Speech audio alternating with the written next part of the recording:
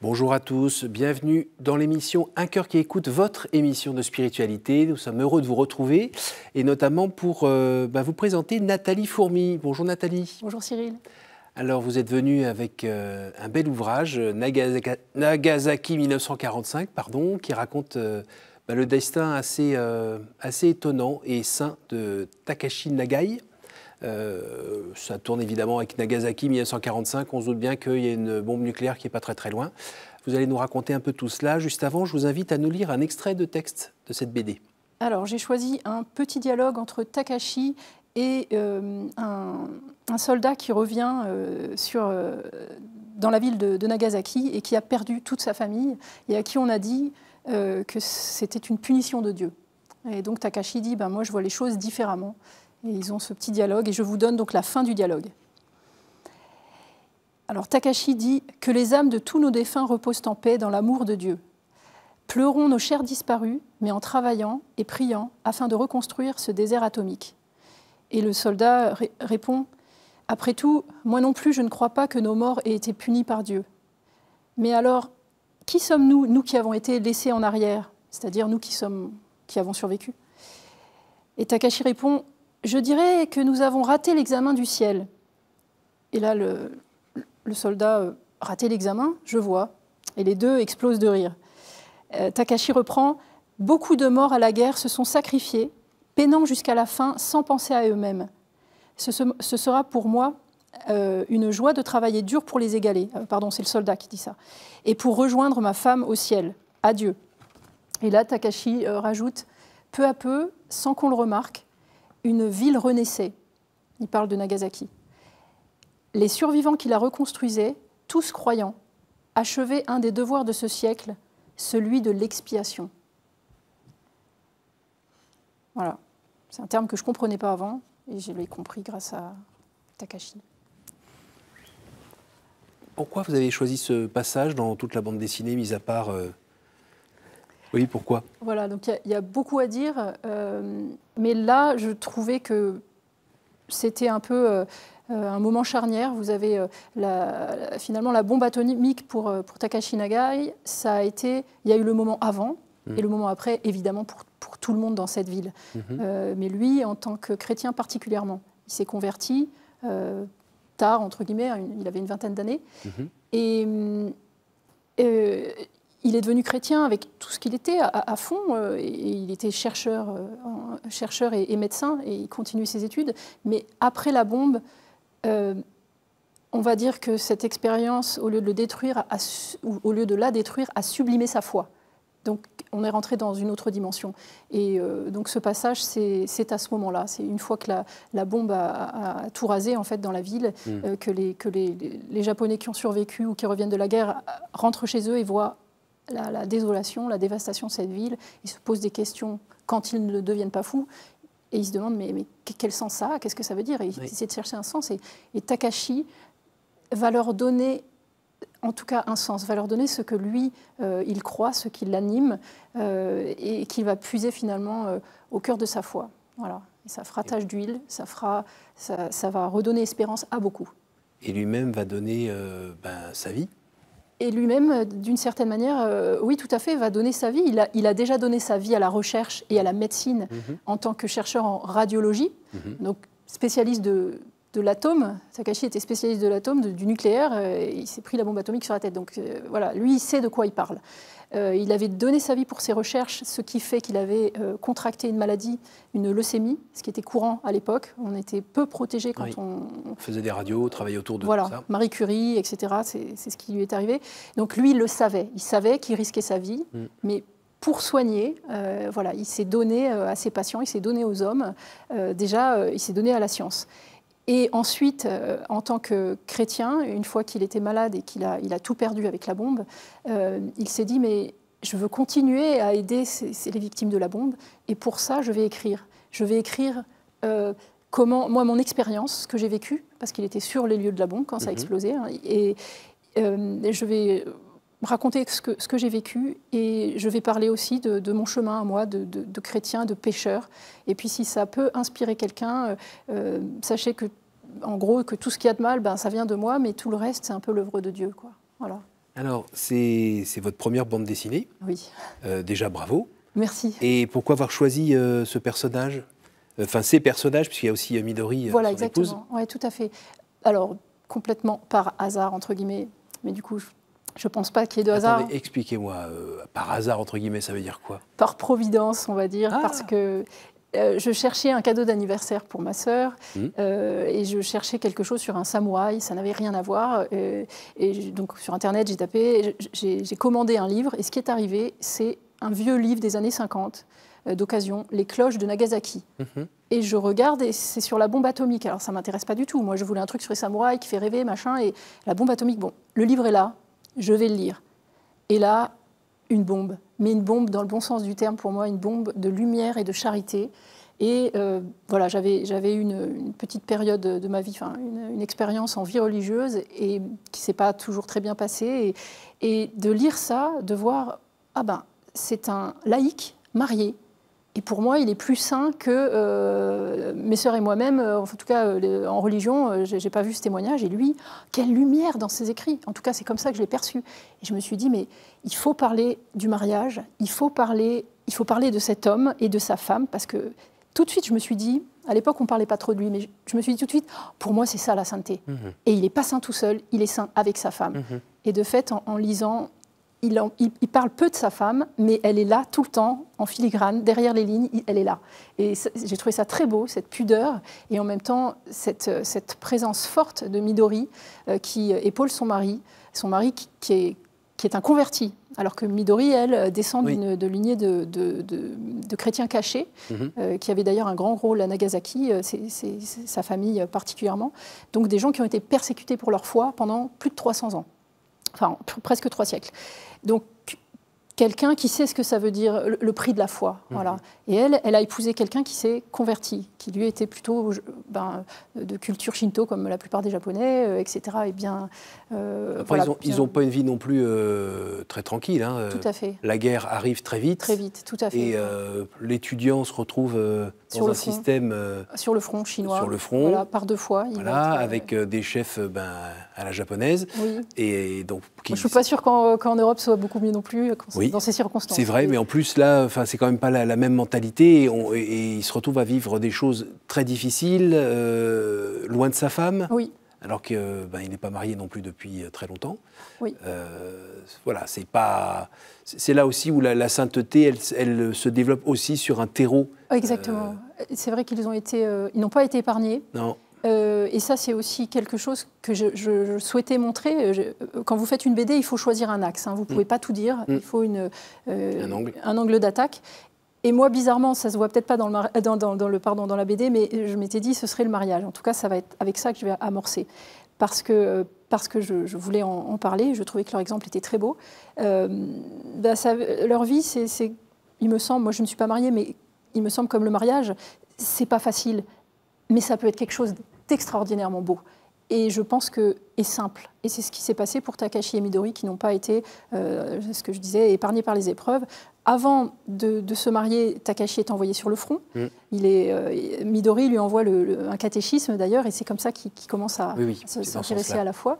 Mais il ne sait pas s'il va revenir. Et elle prie pour lui, et elle espère qu'il reviendra, mais ils n'en savent rien. Il vit des choses très dures là-bas. Il est choqué par sa propre armée, donc il ne comprend pas toujours ce que font les Japonais et pourquoi tant d'excès. Et pourtant, il est fier de son pays. Hein. C'est pas du tout quelqu'un. Il est japonais. Il aime son pays. Et il est fier de lui. Et quand il revient, il va donc se marier avec Midori et il va être renvoyé de nouveau au front. Mais il dira là, c'est différent parce que je suis baptisé et maintenant je sais pourquoi j'y vais. Je n'y vais pas pour tuer des Chinois ou j'y vais pour soigner tous ceux qui seront que Dieu m'enverra, qu'ils soient japonais ou chinois. Et ça. Dans la bouche d'un Japonais à l'époque, c'est extraordinaire. Voilà.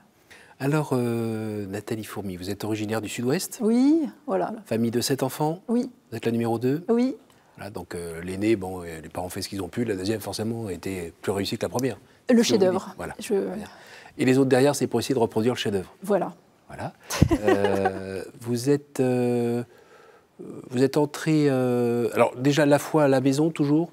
Oui, ma famille était une famille priantes, on priait le soir à la maison. Après, chacun a été libre de suivre ou non les convictions des parents, mais on était une famille chrétienne, profondément chrétienne, catholique. Ouais. Dans votre parcours de foi, vous avez tellement aimé que vous êtes entré en religion? Oui, alors, on va dire que ma famille était chrétienne. Moi, je ne sais pas si Dieu existait, mais je suivais un petit peu le mouvement, plus ou moins. Ou plutôt, j'avais plutôt une vie parallèle, parce qu'il y avait ce qu'on vivait à la maison et il y avait ce qu'on vivait à l'école. Et c'était très différent. Et je remarquais que mes parents me demandaient de bien me conduire, etc. Et que ça ne me permettait pas de survivre à l'école. Pour moi, l'école, c'était de la survie. Et pendant longtemps, hein, jusqu'à 14-15 ans.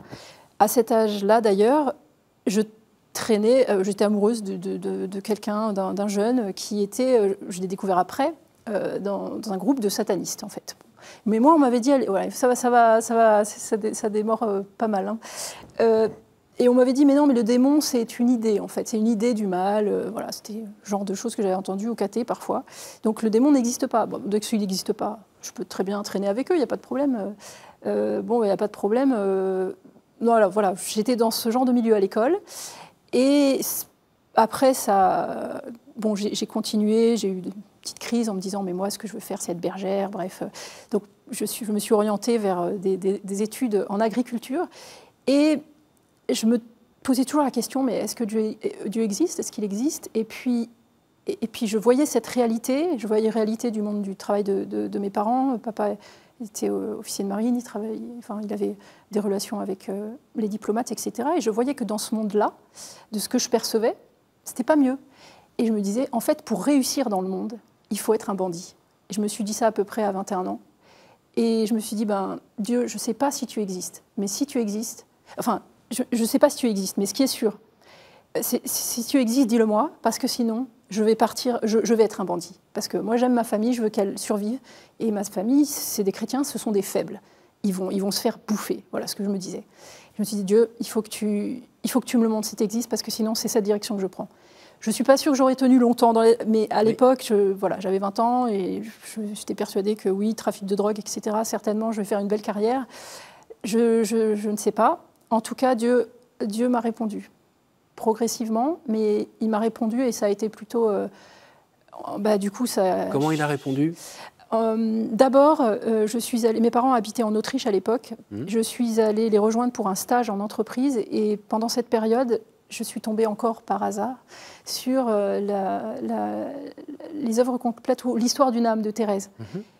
Et pour moi, ça m'a beaucoup touchée. En fait, j'ai découvert le sens de la vie. Je me suis dit, mais en fait, c'est ça, le sens de la vie, c'est l'amour. Et Dieu est amour. Alors, mon but, c'est Dieu.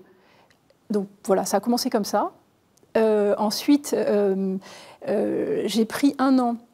Il y a certaines structures, parfois des communautés religieuses, qui proposent aux jeunes de prendre un an pour réfléchir sur leur relation avec Dieu. Et je me suis dit, écoute Dieu, moi je ne sais pas si tu veux que je te donne ma vie dans le célibat. C'est-à-dire pour moi, il n'y avait que deux choses. C'était soit on est bonne sœur, soit on est marié. Bon, j'étais un petit peu binaire, un petit peu 0-1, je ne sais pas si ça a trop changé. Mais... Et donc je me suis dit, Jésus, moi je suis prête à te donner ma vie. Donc j'ai pris cette année-là pour réfléchir. Et en fait, très vite, j'étais là, mais non, mais c'est sûr, c'est Dieu, il faut que je rentre chez les sœurs. C'est à lui que je veux donner toute ma vie. Un prêtre un jour m'a dit, je sais pas, on en parlait, il dit, il a donné sa vie pour toi, c'est réel. Et j'étais là, mais c'est trop beau pour être vrai. Et il m'a répondu, mais c'est trop beau. Et là, je me suis dit, si lui donne sa vie pour moi, mais c'est ça que j'attendais. J'ai attendu ça toute ma jeunesse. Je lui donne ma vie. La vie d'un Dieu à côté de la vie de Nathalie Fourmy, c'est pas grand-chose, mais c'est tout ce que j'ai à donner. Donc, je veux lui donner ma vie. Et il y a eu cette année donc, où je réfléchissais et il me semblait que les choses étaient très claires tout de suite. Et il y a eu la Semaine Sainte. La Semaine Sainte est arrivée. Et ce prêtre m'a dit, ce serait bien, parce que je me préparais du coup à la confirmation, j'avais 21 ans ou 22 ans, ce serait bien que tu fasses une confession de vie. J'ai dit une confession de vie, mais je me suis déjà confessée, et bon, d'accord. Et je sentais que c'était avec ce prêtre-là qu'il fallait que je le fasse. C'était un prêtre que j'admirais beaucoup, etc. Et je me suis dit, confession de vie, je dis, d'accord, je vais la faire, mais je me souviens encore de m'être dit, mais alors ce péché-là, je ne le dirai jamais par contre. Et du tac au tac, j'ai reçu cette parole, si tu ne dis pas ce péché, tu vas passer à côté d'une grande grâce. Et là, je me suis sentie comme un âne à côté d'une carotte. Je me suis dit, comment ça? Il y a une grande grâce et je vais passer à côté. Non, il faut que je le dise, punaise. Et tout tournait autour de ça après. Je me suis dit, oh, c'était lundi, et je me souviens que je devais me confesser le lundi ou le mardi, le lundi je crois, mais en tout cas, enfin, j'ai passé 3 jours. C'était l'année où sortait La Passion du Christ de Mel Gibson. Mais les autres personnes qui étaient avec moi là, dans cette espèce d'école de vie, donc les jeunes qui passaient 1 an avec moi, sont allés voir le film. Et t'es là, t'es sûr que tu veux pas y aller? C'est extraordinaire. Et ils sont revenus effectivement transformés et très, très, très enthousiastes. Et moi, j'aurais dit non, non, là, je suis à la chapelle, j'en suis pas sortie pendant 3 jours, je me faisais étriller par le bon Dieu. Je vais passer les détails, mais si vous voulez, je me préparais à cette confession. Donc, pour moi, mes péchés étaient très clairs. Hein, je les voyais, j'étais là, mais je n'aurais jamais la force de dire ça à qui que ce soit, et encore moins à ce prêtre, que en plus j'admire. Jamais je pourrais. Et pour, voilà, avec tout l'orgueil que j'avais, je suis allée supplier les jeunes qui étaient avec moi. Je leur ai dit, est-ce que vous pouvez prier pour moi? Parce que sinon, je n'arriverai pas à me confesser. Et ils ont prié. Et effectivement, je considère ça comme un miracle parce que, voilà, humainement, moi, je ne sais pas où j'aurais trouvé la force de sortir c'est la ces puissance péchés. de la prière des frères. Ah oui. Et là, ben voilà, j'ai eu cette petite démarche d'humilité qui était très coûteuse pour moi, d'aller leur dire, là, j'y arrive pas. Et ils ont prié, et effectivement, c'est sorti tout seul. Mais j'ai eu l'impression de vomir sur le prêtre. Et je me souviens que je regardais un peu mes pieds, ou je regardais par terre quand j'ai dit tout ça. Et j'étais là, voilà, maintenant je vais lever les yeux, parce qu'il faut que je regarde le prêtre dans les yeux. Et pour moi, jamais plus il serait mon ami. J'étais persuadée que j'allais voir un regard de quelqu'un écœuré, quoi. Et je me disais, ben voilà, j'ai tout perdu, mais au moins j'ai dit la vérité. Et je lève les yeux. Et là, il y a effectivement une grande grâce, pas que pour moi, pour le prêtre aussi. J'ai vu qu'il était renversé par une force beaucoup plus grande que lui. Et ses yeux, c'était le regard de quelqu'un d'autre, un amour extraordinaire pour moi. Quoi. Et c'est là où vous nous rappelez que la confession, ben, ce n'est pas Nathalie qui parle à un bonhomme. Non. C'est Nathalie qui parle à un bonhomme qui est prêtre et qui, au moment où il est là, ben, en fait, c'est comme le Christ. Il reçoit comme le Christ votre confession et il pardonne au nom du Christ. Oui. Et moi, si j'y croyais pas, là, je l'ai vu de mes yeux. Je l'ai vu de mes yeux et j'ai même eu pitié pour le prêtre. Je me suis dit, mais Dieu ne te sert pas de lui à ce point-là. Je veux dire, je voyais bien que c'était Dieu derrière lui. Il se servait de ce prêtre, et ce prêtre, c'est pour ça qu'il est là d'ailleurs, il est très heureux. Mais voilà, c'était la grâce extraordinaire dont il me parlait. J'ai vu qu'il m'aimait d'une façon, comme dans le Cantique des Cantiques, si vous voulez. Et c'est beau. Ça m'a dépassée. Alors là, ça m'a dépassée. Et donc cette Semaine Sainte a été... Et ça vous a confirmé que vous étiez attiré par la vie religieuse? Ça m'a confirmé que j'étais dépassée par le Seigneur. Jamais j'aurais pensé à un truc pareil. Et donc, c'était plus une question pour moi, la vie religieuse. C'était juste, waouh, mais on va où là? Et donc, oui, effectivement, j'ai essayé de faire un discernement pour une vie religieuse, mais pour ça, il faut tester, donc il faut y aller. Et donc, alors, vous avez un test qui a duré à peu près 7 ans? On va dire 5 ans en communauté, puis 2 ans exclostrés, c'est-à-dire hors de la communauté, mais toujours religieuse. Donc, c'est un... Ben oui, le test, c'est un peu mal fini parce que la communauté a eu des problèmes. Et donc, j'avais toujours cette question de me dire, mais finalement, est-ce que je suis appelée ou pas là-dedans, enfin, dans cette vie? Alors, quelle est la réponse aujourd'hui? Eh bien, je dirais que la réponse aujourd'hui, Dieu n'a pas répondu comme moi je l'attendais, comme souvent. Oui. Moi, je me disais, ben voilà, 0-1. Si ça, je ou ne fais pas les sœurs, ben, je dois me marier, point. Et donc, si j'ai dégagé de chez les sœurs et qu'on me dit que je n'ai pas la vocation, qu'on me dit que j'ai la vocation, et je ne sais plus, tout le monde me dit son avis et moi je ne sais pas. C'était trop le brouillard à l'intérieur, trop de choses. Je me suis dit, bon, ben, je vais me marier. Et comme j'étais en colère contre Dieu, je me suis dit, ben, le premier que je rencontrerai, je l'épouserai. Très mauvaise idée, je vous le déconseille. Vous avez croisé un âne? Non, pas un âne, quelqu'un de remarquable, vietnamien. Et c'est pour la première fois de ma vie, je me suis posé la question du mariage là sérieusement, parce qu'il y avait quelqu'un en face qui, lui, était prêt à aller plus loin. Et à cette époque-là, vu que ça s'était mal passé, ou que ça avait été très dur en religion, et surtout que j'avais l'impression que Dieu m'avait rejeté, qu'il m'avait dit, mais non, en fait, je t'ai jamais appelé là-dedans. Ben, il fallait le dire, quoi. J'ai passé du temps. Et je me suis dit, Pardon, ouais, j'étais loin de Dieu, mais je me suis dit, si je dois offrir le meilleur de ce que je suis à cet homme, oui. alors il faut que je redevienne chrétienne, il faut que je revienne à l'Église. Et j'ai commencé à revenir à l'Église, et c'est là que ça a commencé à être, c'est-à-dire revenir à l'Église, je suis revenue à la messe, etc., ce qui était très très douloureux pour moi. Et là, je me suis dit, mais en fait, je ne suis pas sûre. C'est là où je me suis posé la question, en fait, est-ce que je veux vivre cette vie mariée? Oui. Et j'ai vu que c'était possible, et j'ai vu que je pouvais être heureuse. Incroyable, même moi, dans le mariage. Je n'avais jamais pensé vraiment à ça. Et j'ai vraiment fait, ce jour-là, j'ai fait un choix. Je ne dis pas que ce sera toujours le cas, mais je dis que ce jour-là, j'ai fait le choix entre vivre avec quelqu'un et essayer de suivre Dieu avec quelqu'un, marié, ou seul, avec Dieu. Et autant il y avait de la lumière avec cet homme, autant c'était tout noir avec Dieu. Mais la balance a penché pour Dieu. Je me suis dit non, je sais pas. Alors j'ai une petite question. Les expériences que vous avez vécues quand vous étiez au collège-lycée, avec ce milieu un petit peu sataniste, est-ce que vous pensez que des choses ont été plantées dans votre vie à ce moment-là, ou des choses brisées ou cassées, et qui ont eu une influence sur la suite ou pas? Je pense que j'ai été brisée, mais pas forcément par cette expérience avec les satanistes. Là, j'ai découvert, c'est plutôt après que je me suis dit, punaise, mais à côté de quoi je suis passée, quoi, sans le voir, comme d'habitude. Par contre, c'est vrai que je ne pense pas que ce soit lié à ça, même si ça peut jouer, mais déjà avant, j'avais été attaquée plusieurs fois par le démon, et je me disais, non, mais je dois être folle, ou ça peut arriver, je peux aussi être folle. Mais après coup, en découvrant, enfin voilà, en parlant à des prêtres, etc., je me suis rendu compte, non, le démon est une réalité. Et une fois, j'avais 17 ans, et je me souviens avoir fait ce rêve, donc du démon qui vient m'attaquer en pleine nuit et qui me réveille. Et là, cette fois-là, un bâton m'a été présenté, et il fallait que j'aie le courage de le prendre et de frapper le démon. Ce que j'ai fait. Et ce bâton, je me souviens que c'était Dieu. Voilà, et ça me sert toujours, enfin, je me rappelle toujours de ça quand j'ai des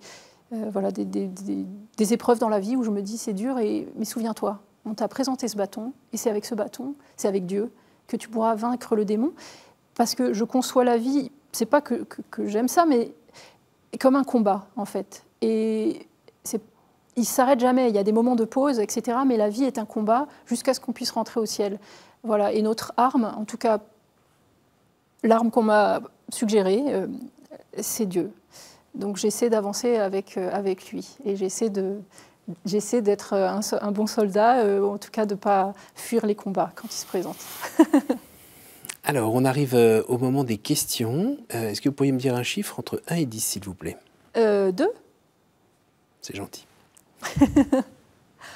Y a-t-il une parole que vous regrettez de n'avoir pas dite à quelqu'un? Non, je crois que c'est plus dans l'autre sens. Je regrette d'avoir dit des choses parfois. Encore une fois? 9, comme le 9 août, comme Nagasaki. Quelle est pour vous la plus belle fête? Pâques. Pourquoi? Parce que Jésus est venu pour ça. C'est la plus belle fête. C'est la fête de Jésus, la fête de sa résurrection. C'est là où il est dans toute sa gloire, il me semble. Et du coup, voilà, Jésus éclatant parce qu'il le vaut bien. Une dernière? Écoutez, 5, allez. Si vous pouviez revenir en arrière et changer quelque chose dans votre vie, que feriez-vous? J'essaierai de dire la vérité tout le temps, mais j'ai honte de plein de choses dans ma vie, mais je ne veux rien changer. Quelque part, ça m'est égal, parce que ce qui importe, c'est Dieu. Si Dieu avait voulu que ma vie soit différente, il aurait fait en sorte que ce soit différent. Donc, non, l'important, c'est pas ma petite vie à moi. C'est la nôtre à tous, c'est celle de Dieu. Et le regard que Dieu porte sur vous. Et le regard que Dieu porte sur moi et que je dois découvrir encore, même si, comme je vous le disais, je l'ai vu. Il faudrait que je m'en souvienne un petit peu plus tous les jours, ce regard que j'ai croisé à ma première vraie confession.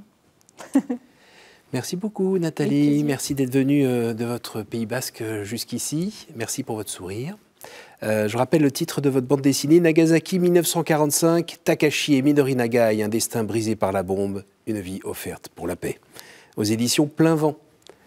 Merci à vous tous pour votre fidélité. N'hésitez pas à nous retrouver en podcast ou sur notre site www.ktotv.com. Et je vous dis à la semaine prochaine.